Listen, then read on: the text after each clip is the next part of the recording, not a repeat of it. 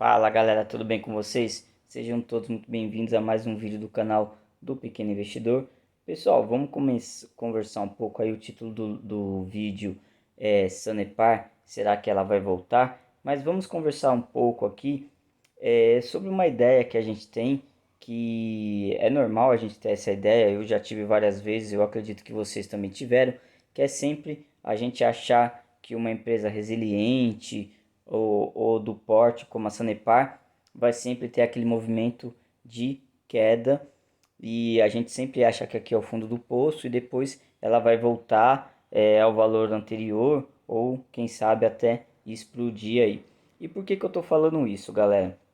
Vamos traçar um cenário aqui. Eu não vou fazer juízo de valor se é correto ou se é errado. Também não há nenhuma recomendação de compra ou de venda de posição da empresa. Só vamos traçar um cenário aqui que, ao meu ver, é uma coisa plausível e que pode acontecer na pior das hipóteses, tá? Por isso que a gente chama de cenário, que pode acontecer ou não. Mas vamos tentar entender, pensar um pouco como um investidor internacional pensaria quando ele olha para o que está acontecendo aqui com a nossa Sanepar.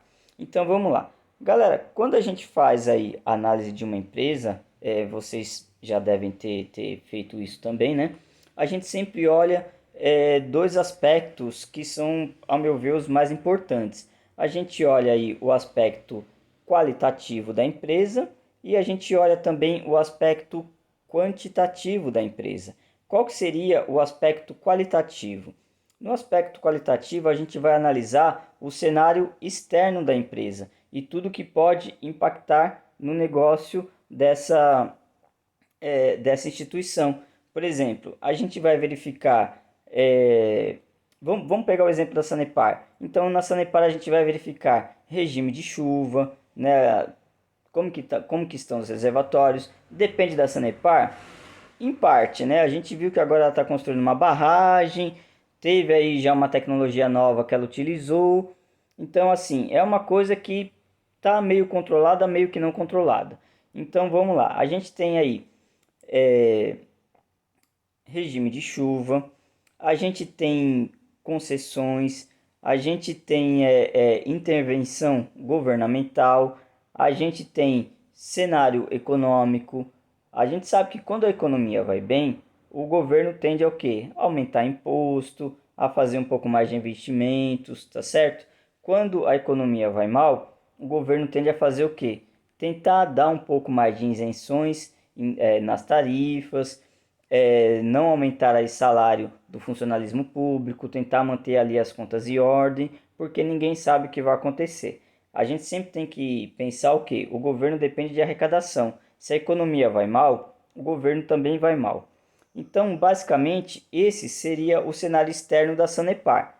Tá? Então, a gente tem aí período de concessão, regime de chuva, interferência governamental e cenário econômico. Então seria basicamente uns quatro elementos principais que não dependem, veja bem, quando a gente fala de análise qualitativa, que é análise externa, são coisas que não dependem da gestão da empresa. A empresa não tem como controlar isso. E nós fazemos também a análise quantitativa.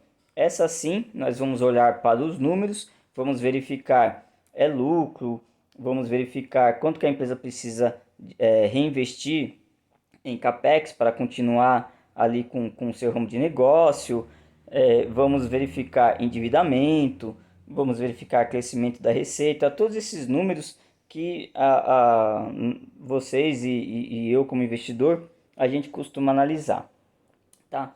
Por que eu tô falando isso, galera? Que a gente tem que tomar cuidado que nem sempre tudo que desce sobe, tá? Não tô falando de Sanepar agora, tá? Vamos falar, vamos contextualizar aqui no geralzão. Vocês lembram da Cielo? Quem que não lembra da Cielo? A Cielo, aquela gigante empresa de maquininhas de cartão que performava muito bem, tinha lucros aí astronômicos, distribuía uma porrada em dividendos. E o que aconteceu? Começou a vir tecnologia nova. Então veio Stone, começou a vir Mercado Pago, começaram a vir Sodexo, maquininha de cartão mais barata.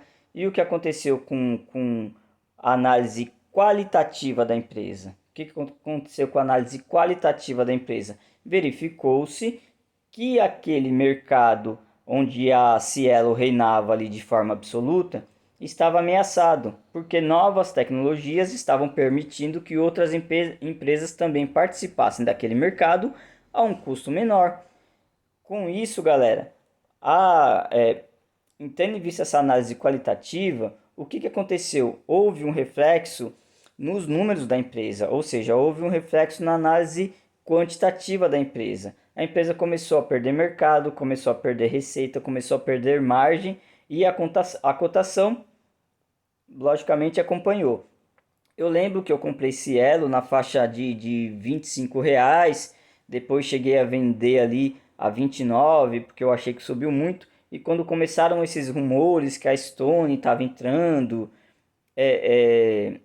que a Samap estava entrando, eu zerei minha posição e fiquei ali de fora acompanhando, tá? E vocês viram que a empresa não retornou até hoje. Ela continua sendo uma gigante, tá? Só que assim, ela não retornou e nem vai retornar, pessoal. Por quê? Porque o cenário externo mudou, tá?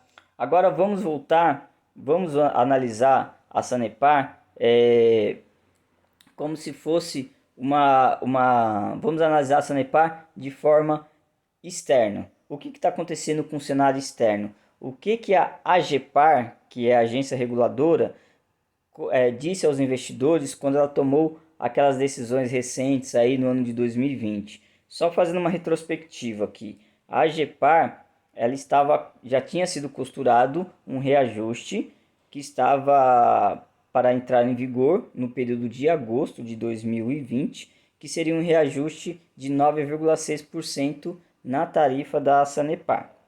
O que aconteceu? Por conta da pandemia, esse reajuste foi adiado para outubro, depois foi adiado para novembro, depois foi novamente adiado para dezembro.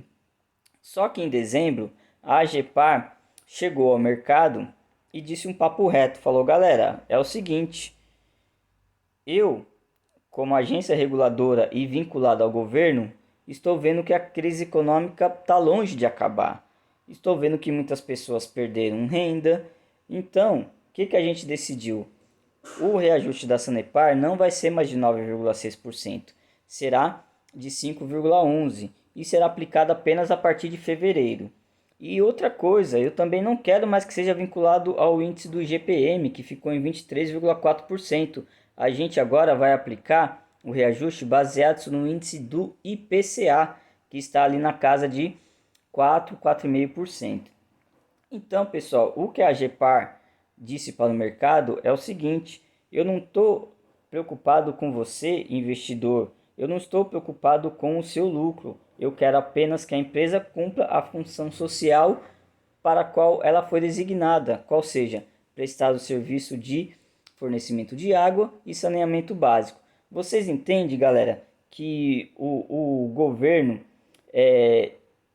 ele tem que estar bem com a sua base eleitoral? Para o governo não importa meia dúzia de gato pingado de investidor.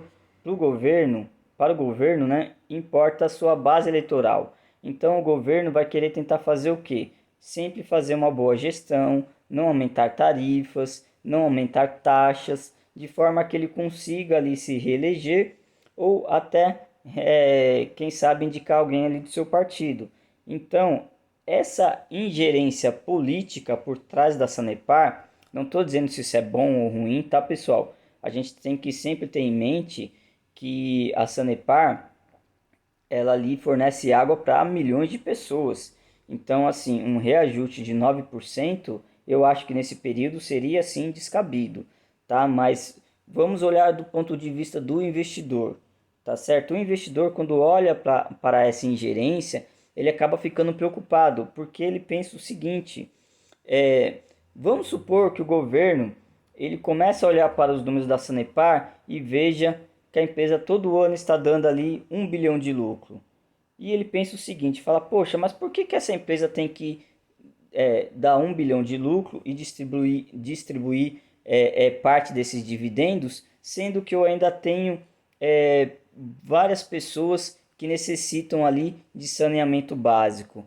Por que a empresa tem que dar 1 bilhão de lucro e distribuir parte desses dividendos, sendo que está todo mundo reclamando, minha base eleitoral está reclamando, que acha que o preço da água está muito alto? Então eu vou fazer o seguinte, a empresa não vai dar prejuízo, tá? Mas eu quero que a empresa também, em vez de distribuir esse lucro aos dividendos, faça isso de forma a reduzir a tarifa do consumo de água. Vocês entenderam? Olha só, eu não estou dizendo que a Sanepar vai dar prejuízo. Eu estou dizendo que o governo, como sócio majoritário, pode, em determinado momento, entender que aquele reajuste não é devido. A Sanepar não precisa do reajuste, porque o que ela ganha de receita é o suficiente para manter suas despesas. E com isso, o que vai sobrar ao investidor? Nada. Se eu que sou governo, sou proprietário, vamos dizer assim, sou dono da empresa.